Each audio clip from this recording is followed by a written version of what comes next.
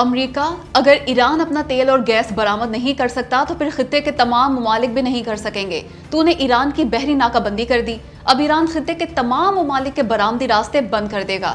وہ تمام راستے بند کر دے گا جہاں سے یہ تیل اور گیس برآمد کرتے ہیں۔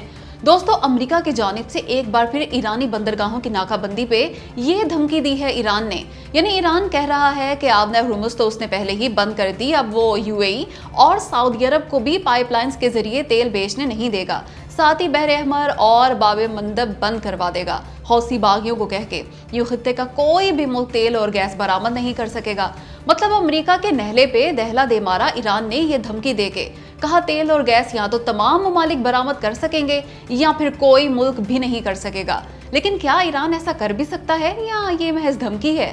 تو دوستو، یہ خالی خلی دھمکی نہیں بلکہ ایران کے پاس زبردست صلاحیت ہے ایسا کرنے کی۔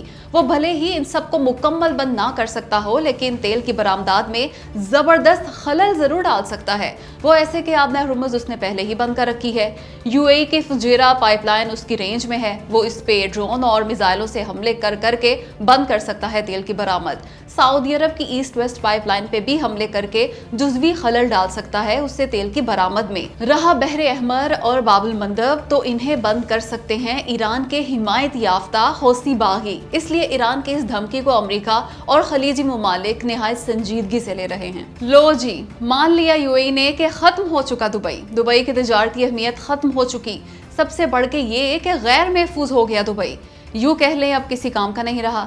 ساتھ ہی یہ بھی تسلیم کر لیا اس نے کہ اب آبنہ ہرمز میں اس کے لیے مسائل ہی مسائل ہیں۔ کھل بھی گئی آبنہ ہرمز تب بھی ایران اس کی زندگی اجیرن کر دے گا۔ دوستو، یہ کہنا ہے تجزیہ کاروں کا UAE کے نئے منصوبے پر، اور وہ منصوبہ ہے UAE کا فجیرہ میں نئی بندرگاہ بنانے کا۔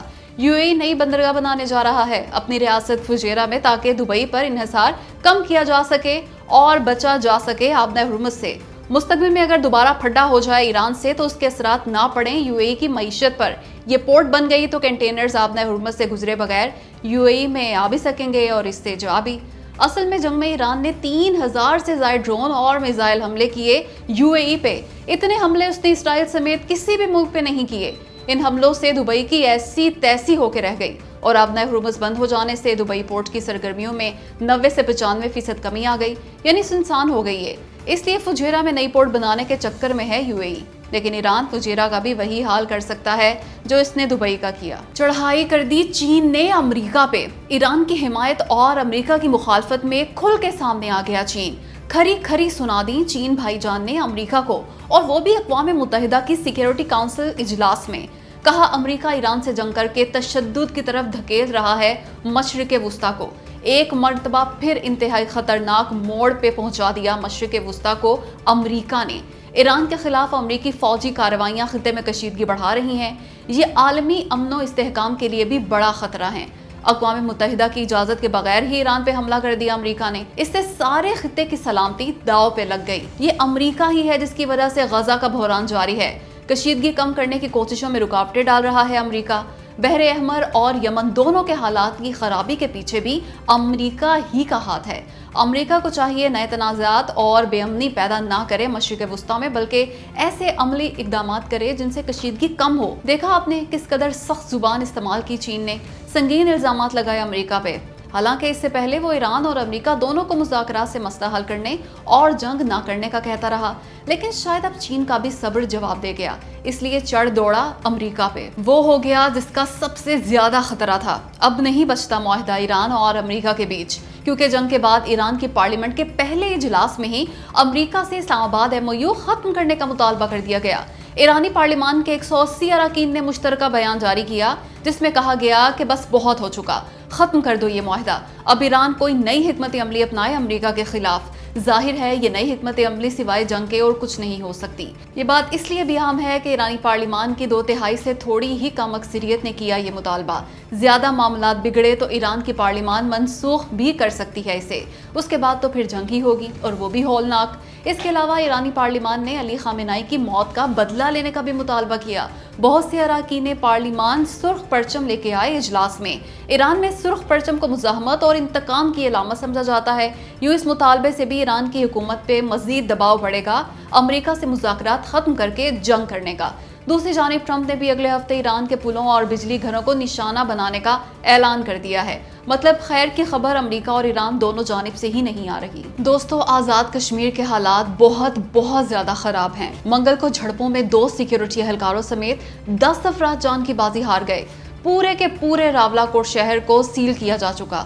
جموں کشمیر جوائنٹ عوامی ایکشن کمیٹی کے مظفر آباد کی جانب لانگ مارچ کے اعلان کے بعد سے مزید کشیدہ ہو گئے حالات۔ لیکن اس کا حل کیا ہے آخر؟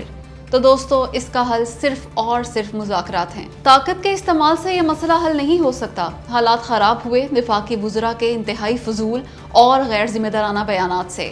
حد ہی ہو گئی کہ خواجہ آصف نے کشمیریوں کو کشمیری ماننے سے ہی انکار کر دیا۔ رانا ثناءاللہ نے کہا وہ تو 12 نشستیں لے کے انتخابی دنگل میں اتریں گے۔ ان بیانات نے ہی بیڑا غرق کیا ان کا۔ ایسے میں وفاقی حکومت کو چاہیے اپنے ان وزراء سے معافی منگوائے، کشمیری عوام سے معافی مانگے یہ، اور وہ بھی آزاد کشمیر جا کے۔ جیک کو بھی سمجھنا چاہیے کہ حکومت پاکستان یا اس کے وزراء سے ناراضی ہو سکتی ہے اس کی، ریاست پاکستان سے نہیں۔ اس لیے فوراً مذاکرات کی میز پہ آئے جیک۔ بہت ہو چکا احتجاج۔ درست کہا بلاول بھٹو نے کہ احتجاج تاحیات نہیں ہوتے۔ 30 دن احتجاج کا ریکارڈ بنا لیا، اب بس کریں، ختم کریں احتجاج اور بات چیت سے کریں مسائل حل۔ انتہا پسندانہ رویوں سے حاصل نہیں ہوتے حقوق، لیکن پہل کرنی چاہیے وفاقی حکومت کو۔ وہ سینے سے لگائے کشمیری بہن بھائیوں کو، یہ ہمارے ہیں اور ہم ان کے۔ پاکستانیوں سے زیادہ پاکستانی ہے کشمیری، ان کا پاکستان پہ پاکستانیوں سے زیادہ حق ہے۔ پاکستانیوں تیار ہو جاؤ، اب تم پہ ہر رات پیٹرول بم مارا جائے گا۔ ہر ہفتے کی ڈوز ناکافی ثابت ہوئی، اس لیے تمہاری عوام حکومت فیصلہ کرنے جا رہی ہے کہ روزانہ پیٹرولیم مصنوعات کی قیمتیں طے کی جائیں۔ اب ظاہر ہے کم تو یہ عوام کے خادم کرتے نہیں قیمتیں، اب یہ روز بڑھایا کریں گے روز۔ اوپر سے امریکہ ایران جنگ بھی دوبارہ شروع ہو چکی، نیا اور زبردست موقع ہاتھ آ گیا ان کے۔ یہ لیوی بڑھاتے جائیں گے جنگ کے نام پہ۔ پیٹرول واقعی 500 کر کے ہی دم لیں گے، بس آپ نے گھبرانا نہیں ہے۔ جناب شہباز شریف نے 1 ٹرک پتھروں کا آرڈر کر دیا ہے سینے پہ رکھنے کے لیے۔ وہ پتھروں کا یہ ٹرک رکھیں گے سینے پہ اور کیے جائیں گے مہنگا تیل۔ مگر کہا یہ جا رہا ہے کہ اس فیصلے سے حکومت کا کردار بہت کم ہو جائے گا تیل کی قیمتوں کے تعین میں۔ لیکن لیوی کا اختیار تو حکومت کے پاس ہی رہے گا نا۔ کیا کر لو گے تم پاکستانیوں؟ بولو۔ حکومت روز لیوی بڑھائے گی اور تم روز ظلم سہوگے۔ ویسے یار شیر بھی کمال ہی ہے، آٹا آپ کا مہنگا کر دیا اس نے، روٹی آپ کی پہنچ سے دور کر دی، اوپر سے اب روز پیٹرول بم بھی مارے گا آپ پہ۔ اصل میں شیر کے منہ کو لگ چکا غریب کا خون، یہ تو کبھی نہیں چھوڑنے والا یہ۔